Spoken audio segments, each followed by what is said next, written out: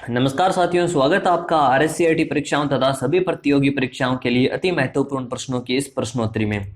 तो चलिए शुरू करते हैं। सबसे पहले क्वेश्चन नंबर एक। अपना एक नंबर क्वेश्चन है, निम्नलिखित में से कौन सा साइबर थ्रेट के प्रकार है। जो साइबर थ्रेट क्या होता है, जैसे अपना इंटरनेट के जरिए अपने कंप्यूटर में जो अटैक होते हैं, इनमें से इन चार ऑप्शन में कौन सा है।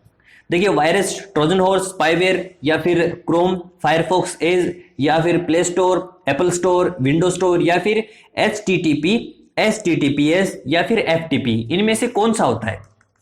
तो अपना इसका सही आंसर होगा वायरस, ट्रोजन हॉर्स और स्पाईवेयर।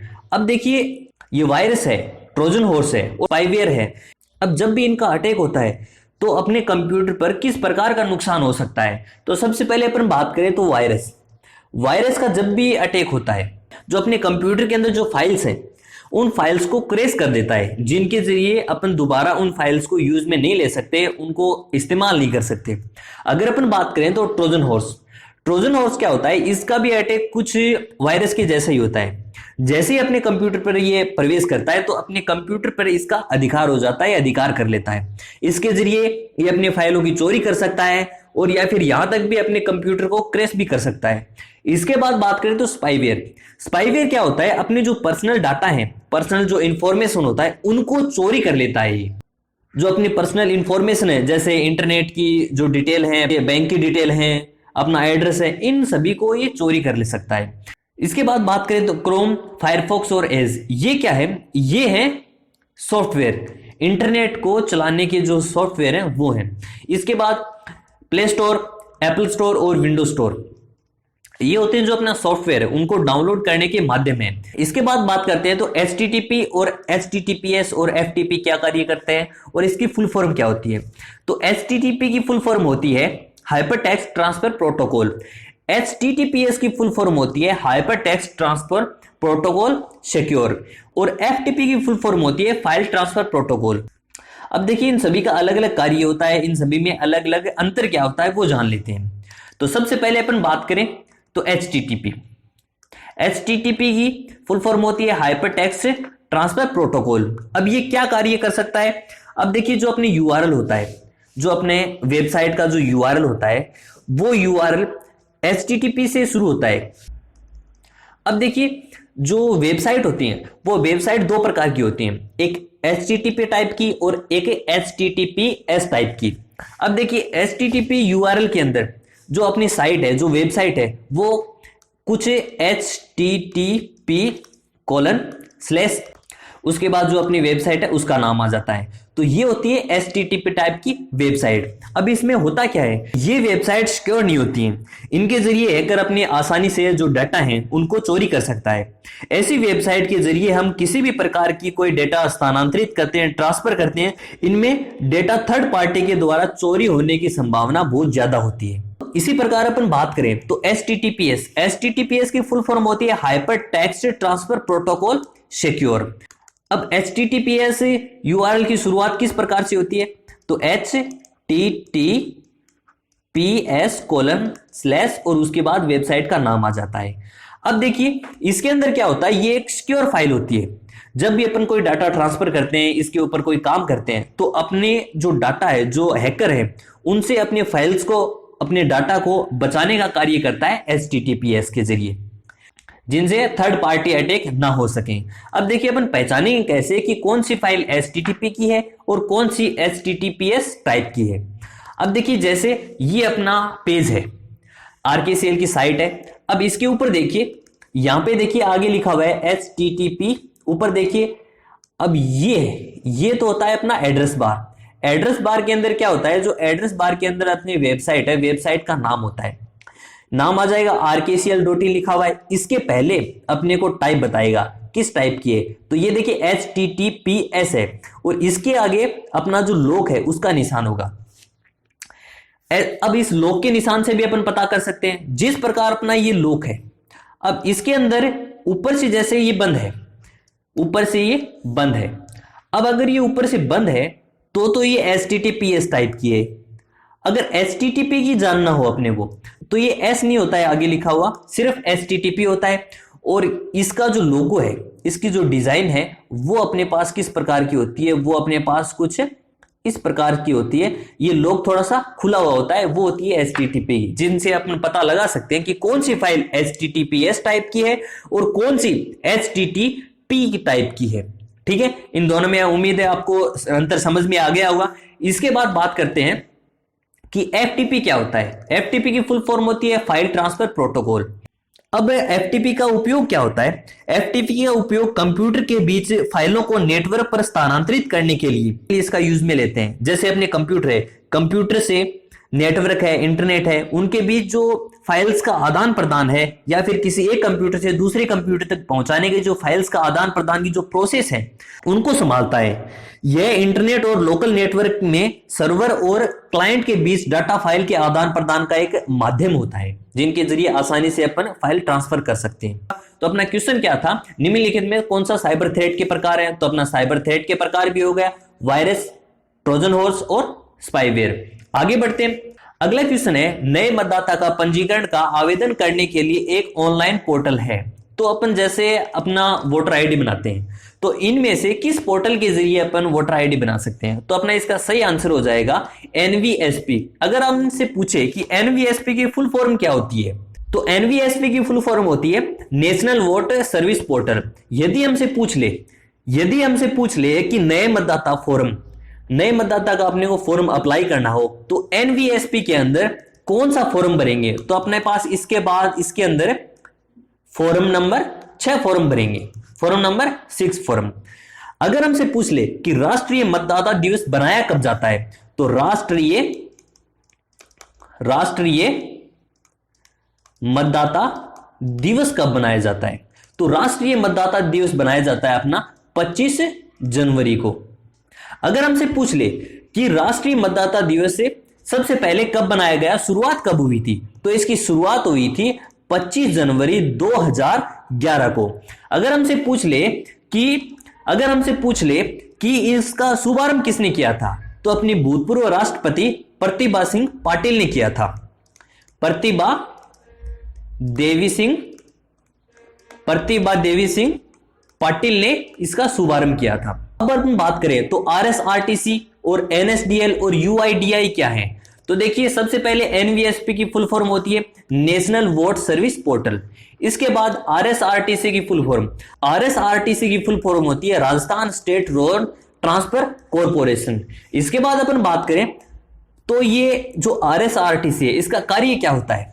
जो राजस्थान की जो रोडवेज है, जो राजस्थान की सरकारी जो बसें हैं, उनकी अपन e ticket, online ticket book कर सकते हैं इस RSRTC के पोर्टल के जरिए। इसके बाद बात करें तो NSDL क्या है? तो NSDL है नेशनल सिक्योरिटीज डिपॉजिटरी लिमिटेड। अपन इनके जरिए क्या कर सकते हैं? तो इनके जरिए अपन पैन कार्ड बना सकते हैं। इसके बाद अपन बात करें तो UIDAI, तो UIDAI की फुल फॉर्म होती है unique identification authority of India. अब इसके जरिए अपन क्या कर सकते हैं? तो इसके जरिए अपन अपना आधार कार्ड अपन बना सकते हैं। आधार कार्ड में कोई चेंजेस करना हो वो इस पोर्टल के जरिए बना सकते हैं। तो देखिए, UID का कार्य क्या है? आधार कार्ड बनाना। NSDL का कार्य क्या है? पैन कार्ड बनाना। पैन कार्ड की फुल फॉर्म होती है परमानेंट अकाउंट नंबर। RSRTC का कार्य होता है जो अपनी बसेज हैं उनको ऑनलाइन टिकट बुक कराना, और NVSP का कार्य होता है अपना वोटर आईडी बनाना। तो अपना क्वेश्चन क्या था? नए मतदाता का पंजीकरण का आवेदन करने के लिए ऑनलाइन पोर्टल क्या था? अपना NVSP। उम्मीद है ये क्वेश्चन सारे के सारे समझ में आ गए होंगे। अब देखिए, जरूरी नहीं है कि जो क्वेश्चन है अपन उसी का आंसर देखें और अपनी वीडियो को आगे स्किप करते। देखिए, जो क्वेश्चन है, ना केवल जो आपके सामने क्वेश्चन प्रदर्शित होता है, उसके अलावा उससे जो रिलेटेड क्वेश्चन है, वो कौन कौन से रिलेटेड क्वेश्चन बन सकते हैं, उनके ऊपर भी अपने को ध्यान देना जरूरी है। और देखिए, इन क्वेश्चंस की अगर अपने को PDF चाहिए तो नीचे डिस्क्रिप्शन में अपना जो टेलीग्राम लिंक है इसके ऊपर जाए और यहां से आप अपने जो ये PDF है इसकी PDF प्राप्त कर सकते हैं। आगे बढ़ते हैं। अगला क्वेश्चन है, वर्कशीट पर हॉरिजॉन्टल और वर्टिकल लाइनों को कहते हैं। अब देखिए, सबसे पहले अगर अपन बात करें तो हॉरिजॉन्टल और वर्टिकल लाइंस क्या होती हैं, उससे पहले अगर अपन बात करें तो वर्कशीट ही क्या होती है। तो वर्कशीट देखिए, जो अपनी एक्सेल है वो एक्सेल कुछ इस प्रकार से अपने पास दिखाई देता है। ठीक है, अब जो वर्कशीट है जो अपने पास ये ओपन की है अपने, इसके अंदर है जो बाय डिफॉल्ट सीट्स होती हैं वो 3 ओपन होती है। कहां पे दिखाएगा? नीचे की तरफ, 1 2 3, ये होती है वर्कशीट। वर्कशीट का जो समूह होता है, अपन वर्कशीट और भी अधिक बना सकते हैं, जरूरी नहीं है कि 3 ही हो, 3 से अधिक भी बना सकते हैं। तो इसके अंदर टोटल 256 बना सकते हैं, 256 से अधिक नहीं बना सकते हैं। जो इन सीट्स हैं, जो वर्कशीट है, इन वर्कशीट को स्प्रेडशीट भी कहा जाता है। इन स्प्रेडशीट का जो समूह होता है उस समूह को अपन वर्कबुक कहते हैं। इसके बाद अगर बात करें तो जहां पे ये देखिए ये लाइनें खींची हुई है, ये लाइनें हैं, इनको क्या कहा जाता है? ये जो है इनको अपन कॉलम कहते हैं। जो जितने भी हैं ये सारी की सारी, पूरी की पूरी जितनी भी हैं, इनको अपन क्या कहेंगे? कॉलम कहेंगे। क्या कहेंगे? कॉलम कहेंगे। अब एक्सेल के अंदर टोटल कॉलम कितने होते हैं? तो एक्सेल के अंदर टोटल कॉलम होते हैं 16,384। इसी प्रकार रो होती है। रो क्या होती है? जो इस प्रकार से आपने जो अपने ये लाइनें खींची हुई है, इस प्रकार से, ये होती है अपनी रो। अब हमसे पूछ ले कि टोटल रो कितनी होती है, हमसे पूछ ले कि टोटल रो कितनी है, तो टोटल रो होती है 10,48,576। 10,48,576। अब देखिए जहां पे रो और कॉलम बन रहे हैं, जहां पे ये रो और कॉलम बन रहे हैं, यहां पे मैं पूरे सीधी खींच देता हूं, जहां पे ये रो और कॉलम बन रहे हैं उसके अंदर देखिए छोटे छोटे बॉक्सेस बन रहे हैं। इन जो छोटे छोटे बॉक्स हैं इनको क्या कहते हैं? तो इनको कहा जाता है सेल कहा जाता है। अब देखिए इनका भी एड्रेस होता है, जिस प्रकार अपने कॉलम का एड्रेस होता है। कॉलम का एड्रेस कहां पे दिखाएगा? अपना जो कॉलम है उसका एड्रेस यहां पे दिखाएगा, ऊपर की तरफ, जहां पे लिखा हुआ है ABCDEFG, ये होते हैं कॉलम का एड्रेस। उसी प्रकार अपन रो का एड्रेस होता है, कहां पे? जैसे 1 2 3 4 5 6, ये होते हैं रो का एड्रेस। जहां पे रो और कॉलम मिलते हैं, वहां पे एक सेल बनता है, तो उसका भी एक एड्रेस होता है। तो वो उस सेल का एड्रेस यहां पे अपने को दिखाई देता है। उसका नाम क्या होता है? तो उसका नेम होता है नेम बॉक्स। इस जो बॉक्स है इसका नाम होता है नेम बॉक्स। अब देखिए अपन कोई वैल्यू निकालते हैं, कोई फॉर्मूला लगाया अपने एक्सेल के अंदर, उस फॉर्मूले को अपने को देखना हो, लगाने के बाद वो कहां पे दिखाई देता है? वो अपने को ये पट्टी है, इस पट्टी के अंदर वो एड्रेस दिखाई देगा। तो इसका नाम क्या होगा अपना? इसका नाम होगा, मैं यहां पे नीचे की तरफ लिख देता हूं, इसका नाम होगा फॉर्मूला बार। अब देखिए जहां पे ये सीट्स है, कौन सी? ये पूरी की पूरी सीट है, ये जहां पे रो और कॉलम, पूरा रो और कॉलम बने हुए हैं, जहां पे पूरे रो और कॉलम बने हुए हैं, इनको क्या कहा जाता है? छोटे छोटे बॉक्सेस। अब इनको कहा जाता है ग्रिड लाइंस। क्या कहा जाता है इनको? Grid line. तो अपना क्वेश्चन क्या था? तो वर्कशीट में ओरिजेंटल और वर्टिकल लाइनों को क्या कहा जाता है? Grid line. ग्रिड लाइन समझ गए होंगे। तो ये है ओरिजेंटल और ये है वर्टिकल। इनमें जो समूह होता है, इनको समूह बन जाता है, तो इनको क्या कहे जाते हैं? इन लाइनों को क्या कहा जाता है? Grid lines. ठीक है, आगे बढ़ते हैं।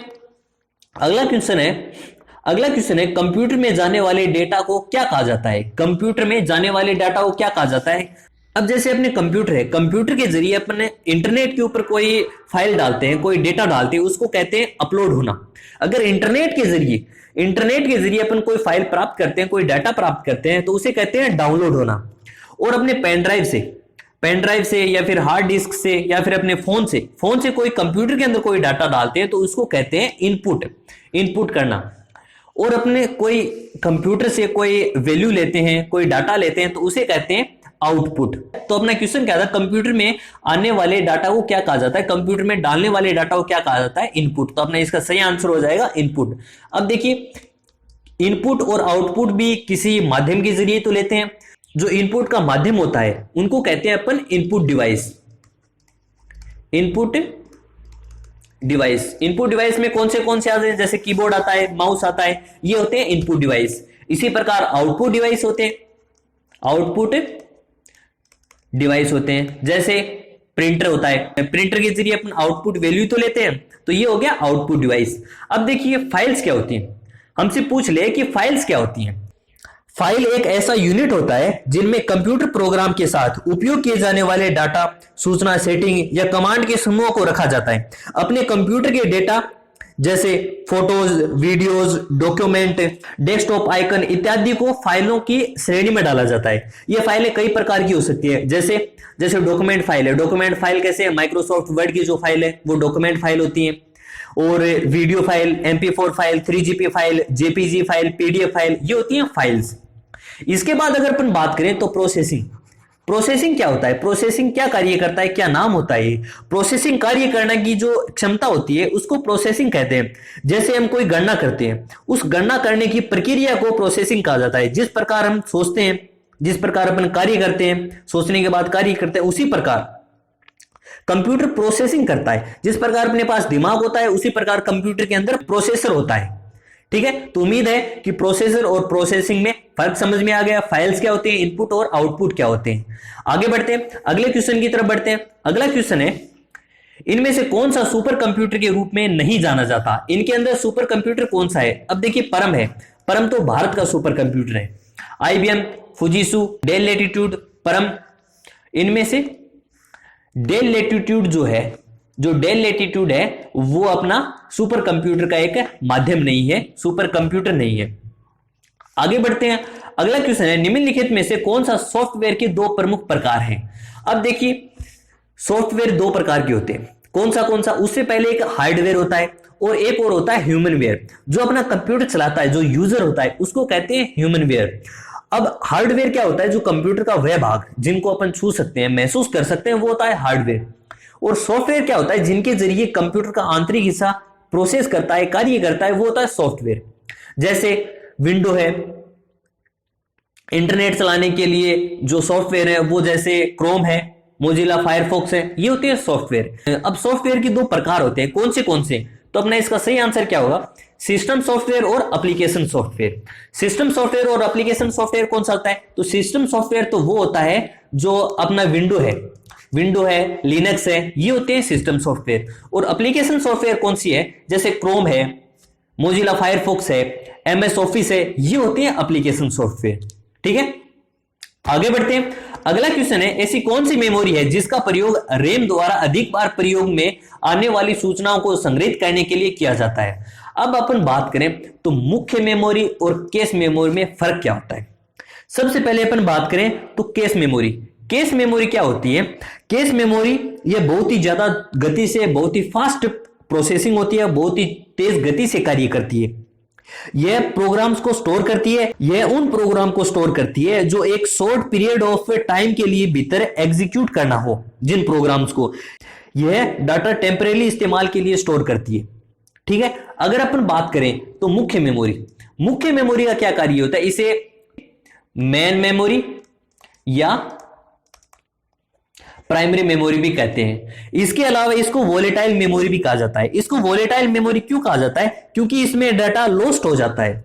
क्यों, जब तक पावर ऑन रहता है तब तक इसके अंदर डाटा रहता है, इसके बाद अपन कंप्यूटर को बंद कर दें तो इसके अंदर डाटा सारे के सारे डिलीट हो जाते हैं। तो रैम द्वारा अधिक बार प्रयोग में आने वाली सूचनाओं को संग्रहित करने के लिए, संग्रहित कैसे, जब तक कोई प्रोग्राम है अपने को उसको बार बार में यूज ले रहे हैं उस प्रोग्राम को, तो वो एक अस्थायी रूप में सेव कर लेती है। तो कौन सी मेमोरी उसको अस्थायी रूप में सेव कर लेती है, तो वो अपना इसका केस मेमोरी अस्थायी रूप से सेव कर लेती है। तो इसका सही आंसर क्या हो जाएगा, बी। आगे बढ़ते हैं, अगला क्वेश्चन है, एक ऑप्टिकल इनपुट डिवाइस है जो पेपर मीडिया पर बने पेंसिल के निशान को स्कैन करता है और पढ़ता है। जैसे अपना जो एग्जाम देते हैं अपन, RSCIT का जो एग्जाम देते हैं, जो सीट देते हैं, उसके ऊपर छोटे छोटे गोले लगाते हैं, वो क्या होती है, वो OMR सीट होती है।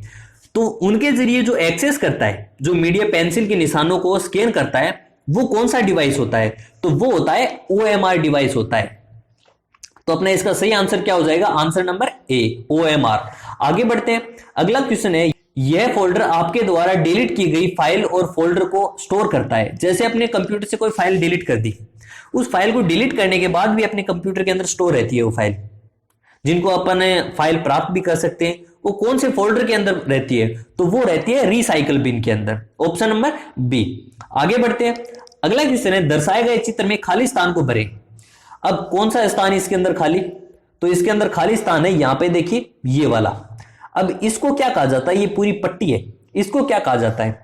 तो इसका सही आंसर है टास्क बार, इसको कहा जाता है टास्क बार। और जो ऊपर की साइड जो हिस्सा होता है, कोई प्रोग्राम ओपन कर रखा है उसके अंदर ऊपर की साइड जो हिस्सा होता है वो होता है टाइटल बार, ये होता है स्टार्ट बटन, और ये होता है कस्टमाइज एरिया, और ये होता है पूरा का पूरा डेस्कटॉप एरिया।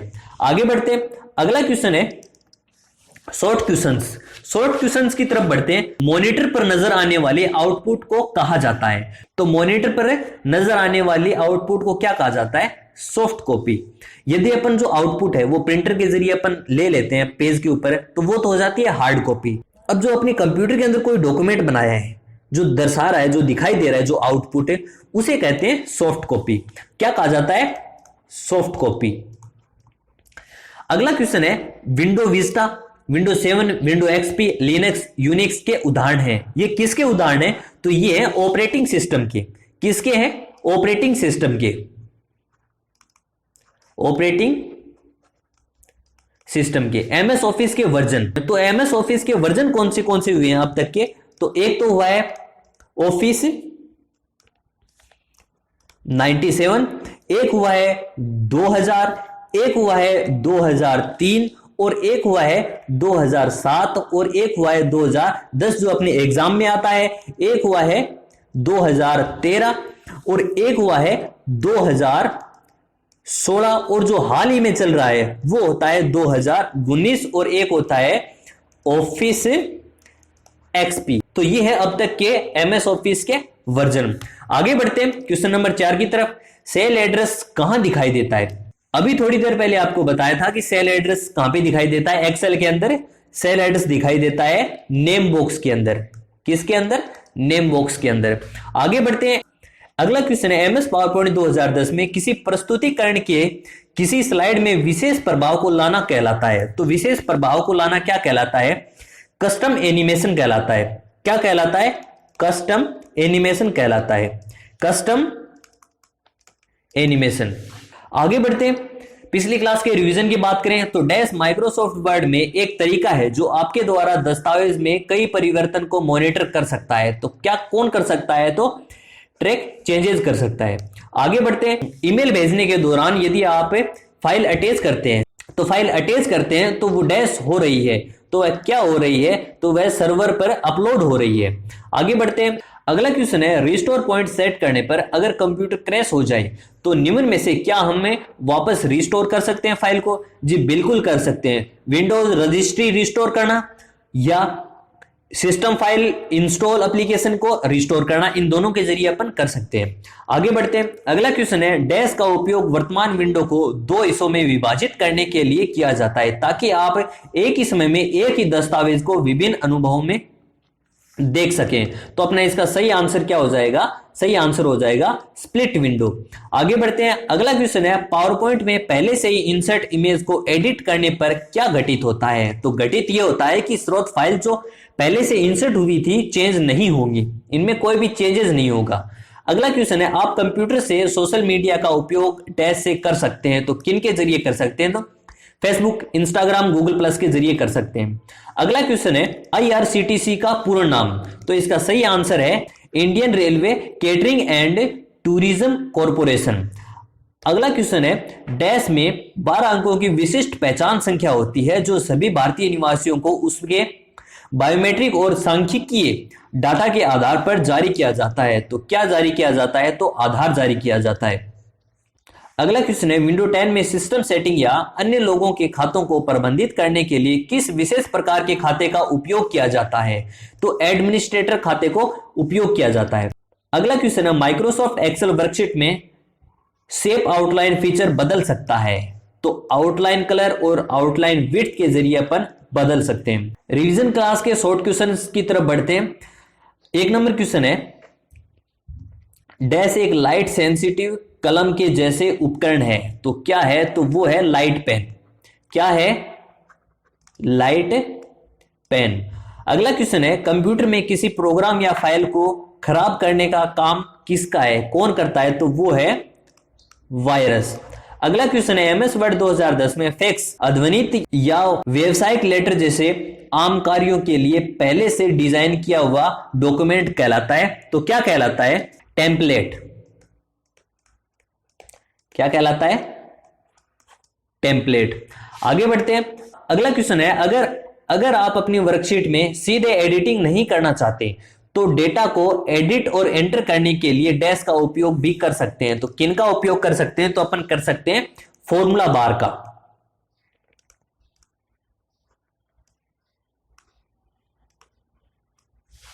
अगला क्वेश्चन है एमएस पावर पॉइंट 2010 में प्रथम स्लाइड किस नाम से जानी जाती है, तो प्रथम स्लाइड जानी जाती है टाइटल स्लाइड के नाम से, टाइटल स्लाइड के नाम से। तो साथियों ये थे कुछ एक आज के क्वेश्चंस। उम्मीद है आपको ये क्वेश्चंस पसंद आए होंगे। आज की क्लास में इतना ही, अगली क्लास में फिर मिलते हैं, तब तक के लिए धन्यवाद।